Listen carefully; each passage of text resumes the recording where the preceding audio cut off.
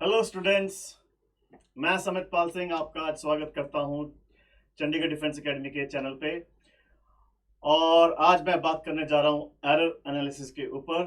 तो आइए शुरुआत करते हैं, स्टडी करते हैं physics for NDA and the topic for today is error analysis. मैं अगर थोड़ी सी पिछले कुछ लेक्चर्स के बारे में बात करूं, सो वी हैव डिस्कस्ड कि हमने चीज़ों को मेजर कैसे करना है, मास, लेंथ या टाइम को। फिर हमने बात की है सिग्निफिकेंट फिगर्स के ऊपर। अब जब सब मेजरमेंट्स आ जाएंगी हमारे पास, जो डाटा आ जाएगा, मेजर करके वैल्यूज आ जाएंगी, तो फिर उन मेजरमेंट जो हमने ली होंगी, जो मेजरमेंट हमने ली होंगी, उनमें एरर्स आएंगे। तो फिर उस एरर्स को डील कैसे करना है, उन एरर्स को एनालाइज कैसे करना है, उसके बारे में आज हम समझेंगे। तो आइए शुरुआत करते हैं एरर एनालिसिस के ऊपर। तो अगर मैं एरर एनालिसिस की बात करूं, सबसे पहले जो हमारे पास डाटा आएगा उसमें से हमें एक ट्रू वैल्यू निकालनी होगी। ट्रू वैल्यू निकालनी होगी और उस ट्रू वैल्यू से फिर हम निकालेंगे एब्सोल्यूट एरर। क्या होता है ये एब्सोल्यूट एरर? मैंने ऊपर आपके लिए डिस्प्ले कर दिया है, डेफिनेशन में आपके लिए पढ़ देता हूं। It is the magnitude of the difference between the individual measurement and the true value of the quantity. तो ये अब क्वेश्चन है कि हम उस जो डाटा हमारे पास आया मेजर करके, उसमें से हम ट्रू वैल्यू निकालें कैसे। True value is the average of the readings जो हमारे पास आएंगी। तो यहाँ पे इजिली डिस्प्लेड है आपके रेफरेंस के लिए। ये है मेरी ट्रू वैल्यू ए मीन। हमें जो भी हमारे पास रीडिंग्स आई होंगी उसकी क्या लेनी है, एवरेज। और उस ट्रू वैल्यू से जब हम डिफरेंट डिफरेंट रीडिंग्स को सब्ट्रैक्ट करेंगे और फिर उनका मॉड लेंगे, मैग्नीट्यूड लेना जरूरी है, तो हमारे पास आएगा एब्सोल्यूट एरर। तो ये डिफाइंड है, लाइक पहली रीडिंग से अगर मैं ट्रू वैल्यू को सब्ट्रैक्ट कर दूंगा और मॉड ले लूंगा तो मेरे पास आ जाएगा पहला एब्सोल्यूट एरर, फिर दूसरा absolute error and so on. यानी कि ये भी डिपेंड करेगा कि हमारे पास रीडिंग्स कितनी है ना। ये तो मैंने फॉर्मूला क्या है, थ्योरी क्या है, वो समझा दिया। बिना एग्जांपल के कुछ समझ नहीं आता। और एक एग्जांपल लेते हैं। सो एग्जांपल लेने के लिए मैं कुछ रीडिंग्स लूंगा। सो आप नोट कर सकते हैं ये रीडिंग्स। मान लीजिए मैंने कुछ रीडिंग्स लेनी शुरू करी। रीडिंग A1 आई मेरे पास 1.8 सेकेंड्स। एक रीडिंग आई मेरे पास A2, वो रीडिंग आई 1.9 सेकेंड्स। फिर एक और रीडिंग आई मेरे पास A3, let me say it is 2.0 seconds. And then there is an another reading ली मैंने A4, मान लीजिए वो आ गई मेरे पास 2.1 सेकेंड्स। एंड एक और रीडिंग आ गई मेरे पास A5, late me say that reading is 2.2 seconds. ये कहां से आई हैं रीडिंग्स? एक रैंडम डाटा ले रहा हूं, ये प्रोसेस पूरा समझाने के लिए कि एरर्स कैलकुलेट कैसे होते हैं। तो इन 5 रीडिंग से सबसे पहले हम निकालेंगे, जो मैंने एग्जांपल ली है, हम निकालेंगे ट्रू वैल्यू। ट्रू वैल्यू यानी कि उसकी असली वैल्यू क्या है। तो ट्रू वैल्यू निकालने के लिए हमें निकालनी है ए मीन। सिंपल टर्म्स में इन रीडिंग्स का एवरेज लेना है। इन रीडिंग्स का एवरेज लेना है। और जब मैं एवरेज लूंगा तो आप देख सकते हैं मेरे को सिर्फ लिखना पड़ेगा A1 प्लस A2। कैसे लेते हैं एवरेज बच्चों, cadets? Simply add the readings और उनको डिवाइड कर दीजिए नंबर ऑफ रीडिंग से। तो 5 रीडिंग्स ली है मैंने, 5 से डिवाइड कर दीजिए तो मेरे पास एक एवरेज रीडिंग आ जाएगी। कैलकुलेशन में मैं यहाँ टाइम बचाऊंगा। जब आप इनको ऐड करोगे तो आंसर आएगा 2 सेकेंड्स डिवाइड करने के बाद। This is the true value, जैसे कि मैंने बोला। अब हमें निकालना है एब्सोल्यूट एरर। तो जो पहला एब्सोल्यूट एरर निकलेगा, मैं फिर रिपीट कर दूं, 5 एब्सोल्यूट एरर्स निकलेंगे यहां से। जो पहला एब्सोल्यूट एरर निकलेगा वो निकलेगा डेल्टा A1। डेल्टा बोलते हैं इसको। हमें डिफरेंस निकालना है ट्रू वैल्यू का रीडिंग के साथ। तो ट्रू वैल्यू आई है 2.0 माइनस 1.8 और उसका लेना है मॉड। तो 2 माइनस 1.8 आएगा 0.2 सेकेंड्स। ये है absolute error. It is the magnitude of the difference of the true value and the measured value. Magnitude मतलब मॉड। तो ऐसे हमारे पास 5 एब्सोल्यूट एरर्स आ जाएंगे। आज जल्दी से निकाल लेते हैं। तो मैं अगर डेल्टा A2 निकालने की बात करूंगा, डेल्टा A2 हो जाएगा 2.0 minus 1.9, that will be 0.1 seconds.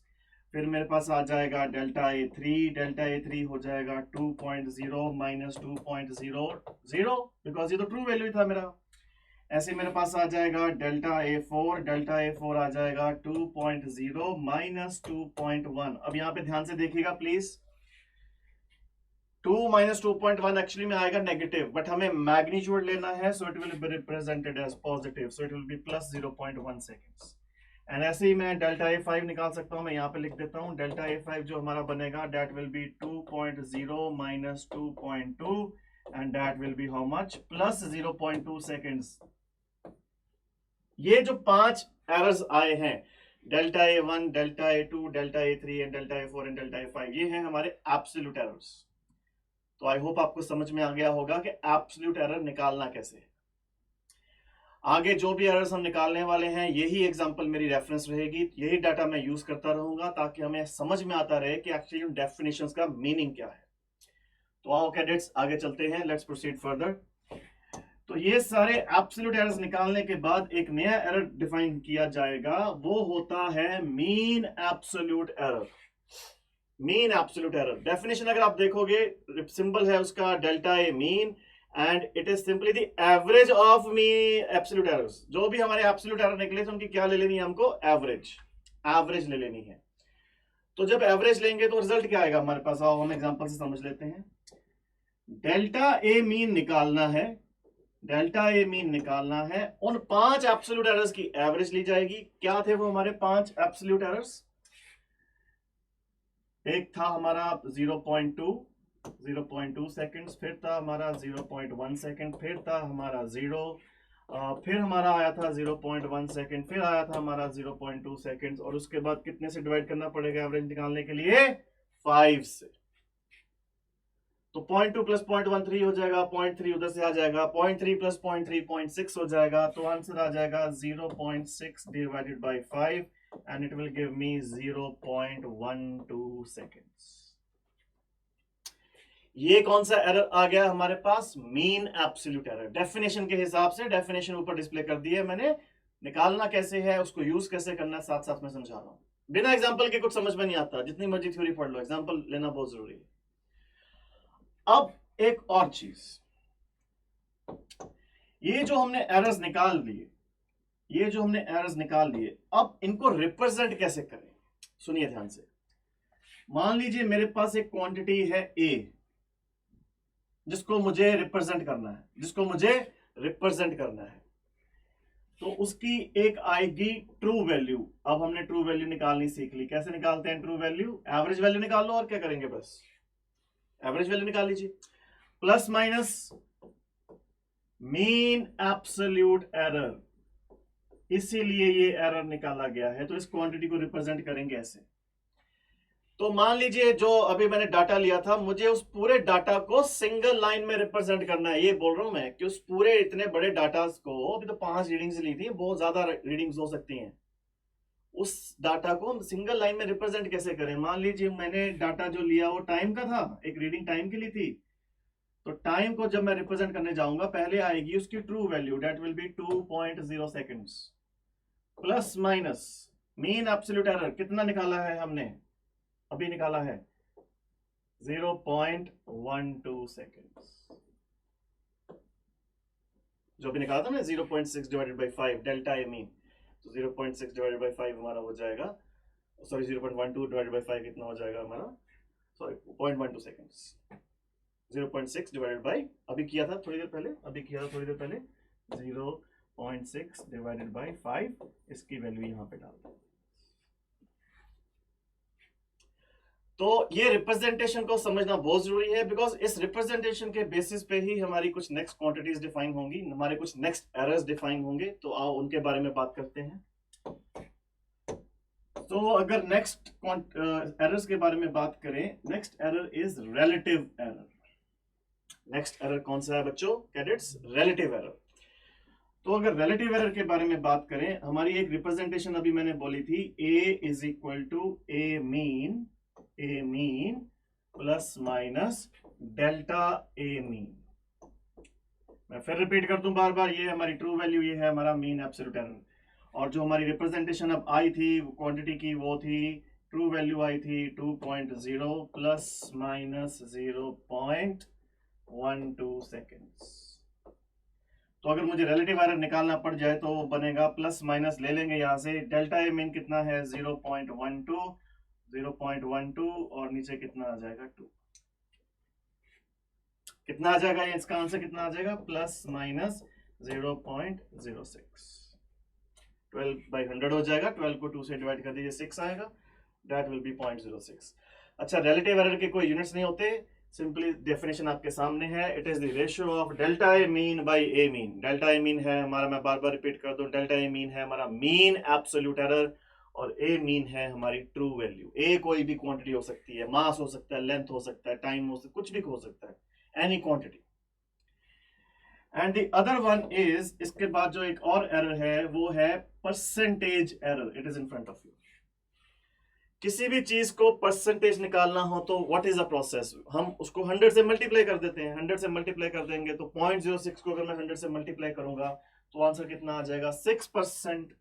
बिल्कुल आइडेंटिकल है रिलेटिव एरर के, बस आपको 100 से मल्टीप्लाई कर देना है।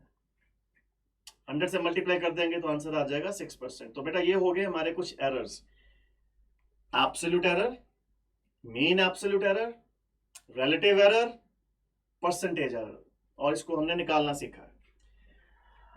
अब मैं अगर कुछ और एरर्स की बात करूं तो उसमें आएगा कॉम्बिनेशन ऑफ एरर्स।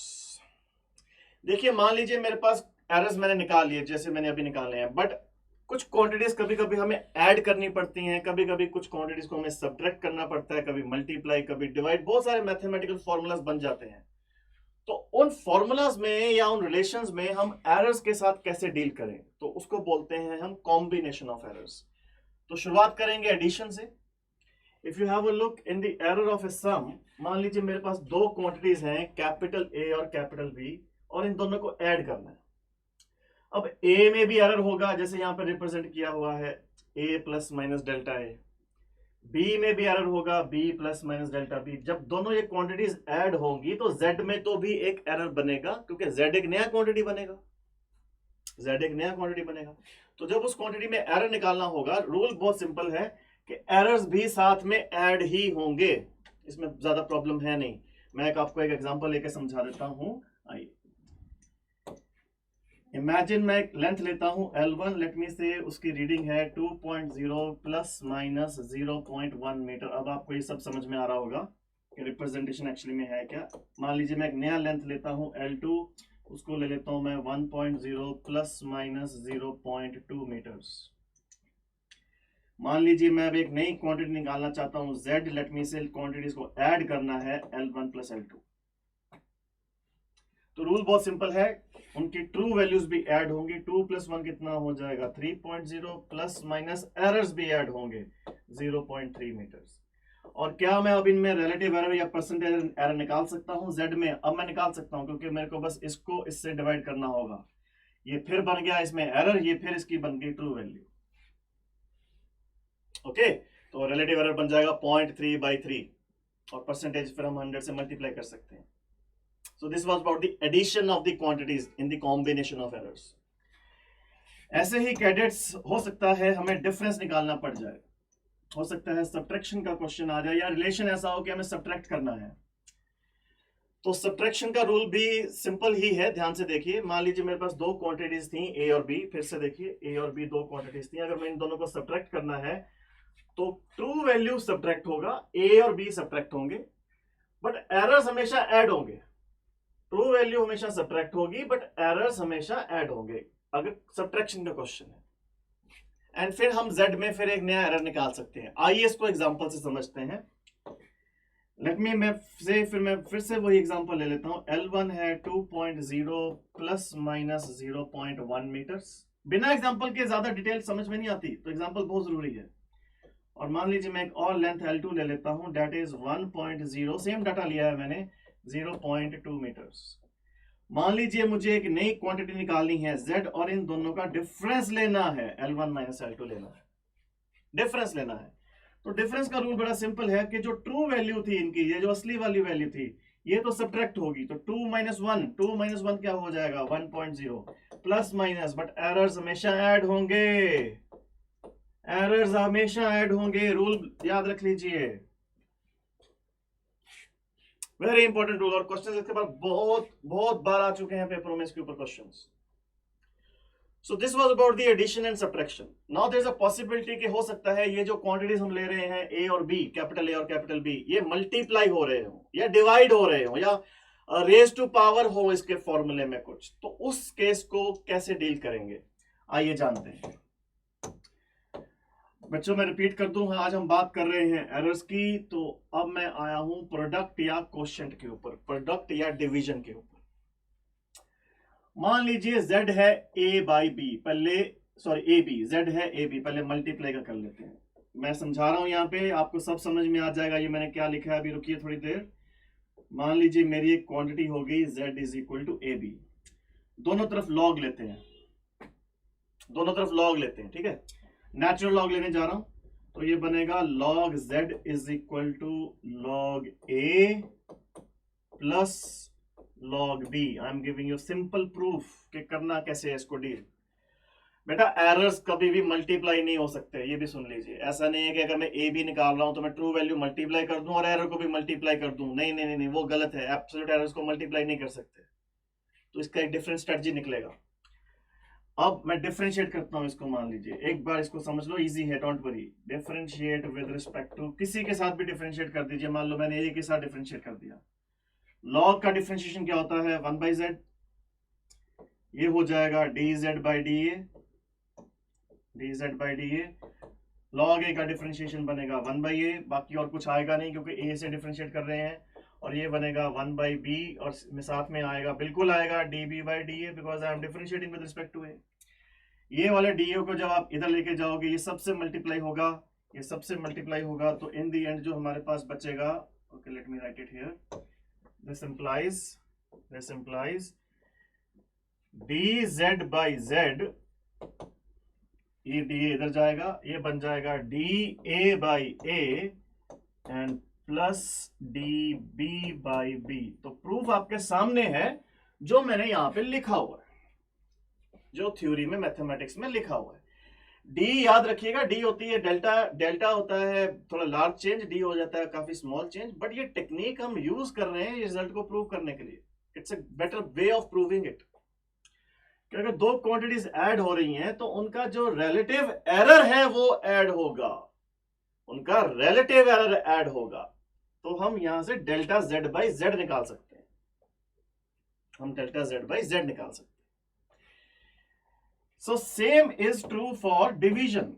मान लीजिए मेरे पास एक क्वांटिटी आती है z is equal to, z is equal to a by b.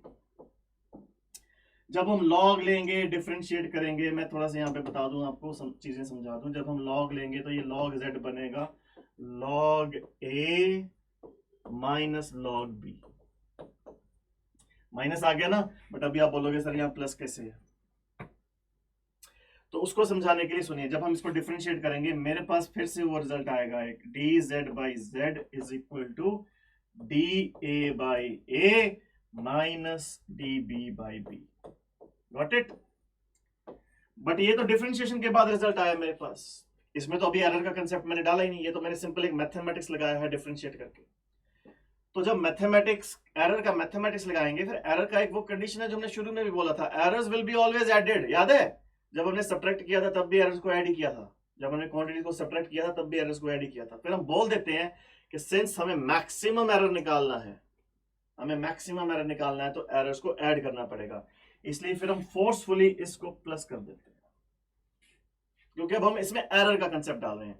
तो चाहे मल्टीप्लिकेशन हो या डिवीजन हो, रिलेटिव एरर बिल्कुल ऐड ही होगा। मैं रिपीट कर रहा हूं बार बार, ये रिलेटिव एरर की बात हो रही है, रिलेटिव एरर की बात हो रही है। अब चलते हैं एक लास्ट कंसेप्ट पे जो आज मैं समझाने जा रहा हूं। मल्टीप्लिकेशन डिवीजन हो गया, बट कई बार इक्वेशन में, फॉर्मूले में जब हमें एरर्स के साथ डील करना होता है तो पावर्स भी आ जाती हैं, पावर्स भी आ जाती हैं, रेज टू पावर समथिंग आ जाता है। तो मैं फिर आपको फिर ये सिंपल सा एग्जांपल लेके समझाऊंगा, ध्यान से देखिएगा। ये मैंने फॉर्मूले यहाँ पे लिखे हुए हैं, इनको प्रूव कर देते हैं, इनको प्रूव कर देते हैं। ये इमेजिन एक क्वांटिटी थी मेरे पास z is equal to a raise to power n। तो जब मैं लॉग लूंगा दोनों साइड पे, एक ही टेक्निक लगा रहा हूं मैं, लॉग ले रहा हूं, log z will be equal to n into log a। Differentiate करेंगे तो ये बनेगा 1/z into d z by d a is equal to n into 1/a। D a ऊपर चला जाएगा तो सिंपल सा रूल आ जाएगा, d z by z is equal to n into d a by a. I hope आपको ये proof दिख गया होगा। बेटा एक बात और बता दूं, ये प्रूफ सिर्फ समझाने के लिए बता रहा हूं, हम सीधा डायरेक्ट फॉर्मूला लिख सकते हैं। वो मैं अभी सेकंड जो क्वेश्चन दिया हुआ है आपके सामने, उसमें डायरेक्ट फॉर्मूला आपको लिख के दिखाऊंगा, डोंट वरी। बट रूल बड़ा सिंपल सा है। अगर डायरेक्ट फॉर्मूला लिखने की बात करेंगे, एन को लेके आइए आगे और बस ए को लिख दीजिए डी ए बाई ए और जेड को लिख दीजिए D z by Z. D होता है डेल्टा, स्मॉल चेंज है डी, डेल्टा बिगर चेंज है, तो हम एरर से ये टेक्निक रिलेट कर सकते हैं। तो आओ एक जाने से पहले एक ये जो लास्ट में मैंने थोड़ा सा कॉम्प्लिकेटेड रिजल्ट दिया हुआ है, इसको डायरेक्टली लिखने की कोशिश करें। आइए, तो जो इक्वेशन दी हुई है मैं क्लियर करके लिख दूं थोड़ा सा। जो इक्वेशन दी हुई है वो है हमारे पास y is equal to k into capital A raise to power L, B raise to power M and divided by C raise to power N। देखिए आप लॉग लेंगे, बार बार वही प्रूफ करेंगे, नो नो नो, हमें तो कंपटीशन जीतना है, हमें वो क्वेश्चन को डायरेक्टली आंसर करना है। तो हम तो यहाँ डायरेक्टली लिखेंगे कि रिलेटिव एरर कितना होगा y में, delta y by y is equal to, एक और चीज बता दूं, यहाँ पे k कांस्टेंट है, k मेंशन्ड है क्वेश्चन में, मैं बता रहा हूं आपको। मान लीजिए k कांस्टेंट है, कांस्टेंट तो कभी चेंज नहीं होगा, कांस्टेंट में क्या एरर आएगा, कोई एरर नहीं आ सकता, तो कांस्टेंट को हम टच नहीं करेंगे। तो जब उसमें एरर ही नहीं है, हम अब रिलेटिव एरर की इक्वेशन लिख रहे हैं, तो k की वैल्यू चेंज नहीं होती, तो 0 लिखा जाएगा, plus errors are always added. फिर a को देखेंगे, a की पावर क्या है l, तो वही रूल लगेगा, l आ जाएगा आगे और a लिखा जाएगा delta a by a, and then we keep on go on writing, plus b की पावर थी m, तो ये आ जाएगा m into delta b by b, plus even दो c raise to power n नीचे है, बट हम एरर की इक्वेशन लिख रहे हैं, तो errors again are always added, relative error add होंगे, प्लस n आ जाएगा आगे एंड ये बन जाएगा डेल्टा c बाई c। लीजिए, जब चीजें समझ में आ जाती हैं तो कॉम्प्लिकेटेड से कॉम्प्लिकेटेड इक्वेशन भी सिंपल हो जाती है। So this is how you calculate the relative error. बाद में हमको इसमें वैल्यू डालना है बस, तो वो प्रॉब्लम्स मैं लेके आ रहा हूं जल्दी, 1-2 लेक्चर्स के बाद प्रीवियस ईयर के क्वेश्चंस करेंगे हम। तो आज हमने बात करी एरर के रिगार्डिंग, एरर एनालिसिस के रिगार्डिंग। इसमें हमने डिस्कस किया कि ट्रू वैल्यू कैसे निकालते हैं, फिर हमने बच्चों ये देखा कि एब्सोल्यूट एरर कैसे निकालना है, फिर हमने देखा कि मीन एब्सोल्यूट एरर कैसे निकालना है, फिर हमने ये समझा कि क्वांटिटी को रिप्रेजेंट कैसे करना है, फिर रिलेटिव एरर, फिर हमने निकाला परसेंटेज एरर, और फिर लास्ट में अभी हमने किए हैं कॉम्बिनेशन ऑफ एरर, जिसमें हमने देखा कि मल्टीप्लिकेशन, डिवीजन, एडिशन, सब्ट्रैक्शन में एरर्स को कैसे डील करना है। तो आज के लिए इतना ही। जुड़े रहो मेरे साथ, जुड़े रहिए चंडीगढ़ डिफेंस एकेडमी के साथ। बहुत ही जल्द मैं एक नया और वीडियो लेके आऊंगा जिसमें हम बात करेंगे डायमेंशंस की। डायमेंशंस बहुत इंपॉर्टेंट टॉपिक है, हर टॉपिक इंपॉर्टेंट है जो मैं बता रहा हूँ, बट डायमेंशन से बहुत बार क्वेश्चंस आ चुके हैं पेपर में। तो नेक्स्ट लेक्चर में मिलेंगे हम डायमेंशंस के साथ। तब तक के लिए देखते रहिए हमारा चैनल। जय हिंद।